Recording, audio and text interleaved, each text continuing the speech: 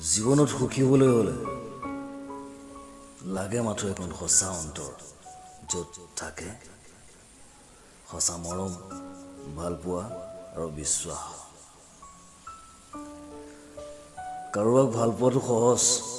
কিন্তু ভাল পোৱাৰ পাছত মানসিকভাৱে সুস্থ থকাটো বহুত কষ্টকৰ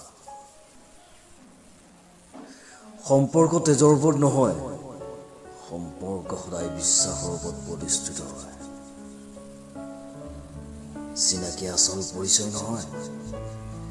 চিনাকি আসল পৰিচয় নহয় জীৱনত সুখী হ'বলৈ লাগে মাত্ৰ